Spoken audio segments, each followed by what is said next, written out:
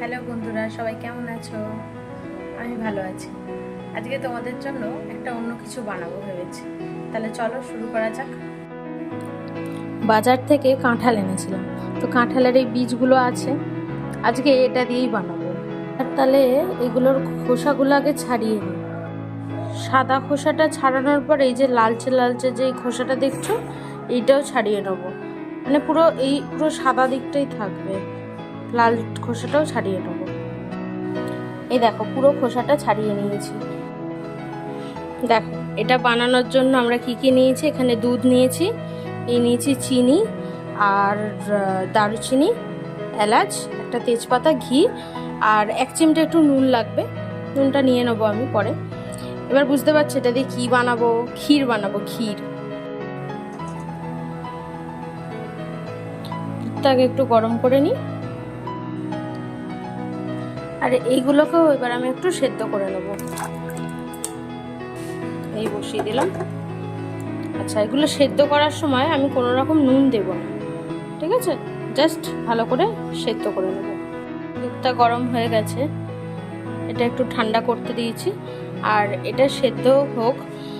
তোমরা চাইলে প্রেশার কুকারেও সেদ্ধ করতে পারো, তবে আমার মনে হয় আলাদা করে সেদ্ধ করাই ভালো। কারণ আমি শুনেছি প্রেশার কুকারটা যতটা কম ব্যবহার করা যায় ততই ভালো, শরীরের জন্য ঠিক হয়। আমাদের যোগা ক্লাসে গুরুজি বলেন যে প্রেশার কুকার ব্যবহার করা উচিত নয়, তাই আমি চেষ্টা করি যতটা কম করা যায় ততটাই।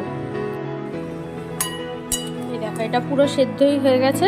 মানে সেদ্ধটা এমন হবে যাতে আলু ভাতে যেমন ম্যাশ করা হয় না, ওরকমভাবে যাতে ম্যাশ করা হয়। দেখাচ্ছি একটা তুলে।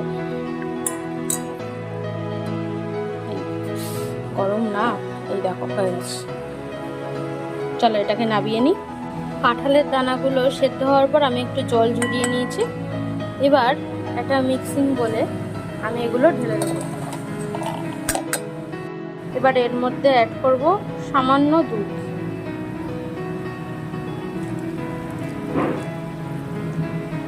অল্প করে।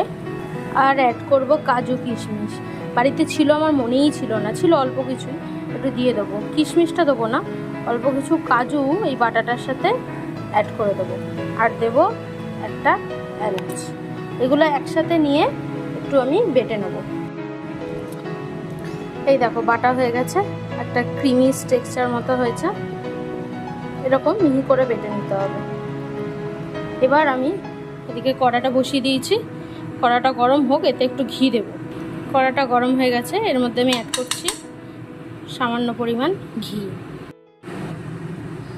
এবার এই ঘিয়ের মধ্যে অ্যাড করছি দারচিনি আর এলাচ আর একটা তেজপাতা। এটা জাস্ট একটু নেড়ে চেড়ে আমি ওই পেস্টটা দিয়ে দেবো। এবার আমি পেস্টটা দিয়ে দিচ্ছি।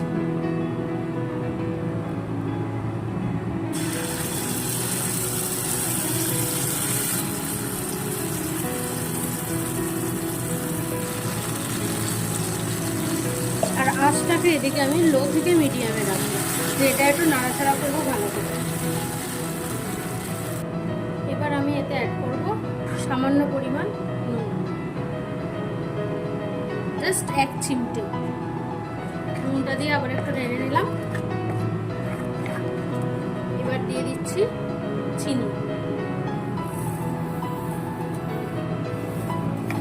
ক্ষীরতে একটু মিষ্টিটাই হয়, মিষ্টিটা এবার যে যার স্বাদ মতো, অনেকে কম মিষ্টি পছন্দ করে, তো তারা একটু চিনিটা কম দেবে। বাস ভালো করে একটু নাড়াচাড়া করতে থাকবো ঘিটার সাথে।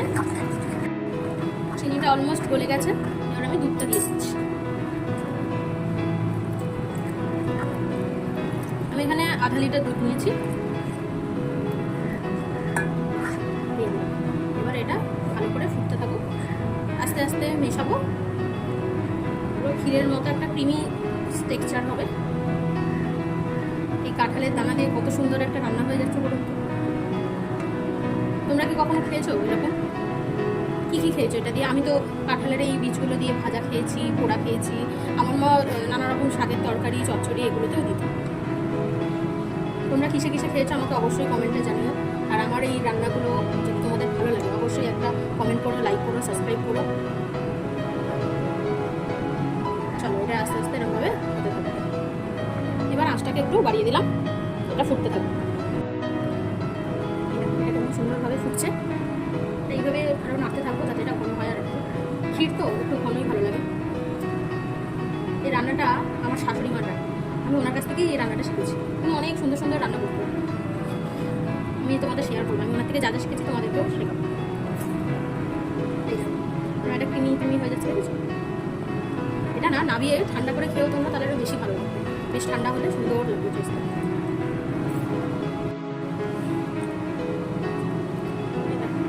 এটা পুরোপুরি তৈরি হয়ে গেছে, পুরো রেডি। দেখ এবার এটাকে আমি গ্যাসটাকে নিভিয়ে দিচ্ছি, এটাকে আমি একটা বাটিতে ঢেলে তোমাদের দেখাচ্ছি। এবার যে কাজু কিশমিশটা রেখেছি ওটা দিয়ে একটু সাজিয়ে দেবো।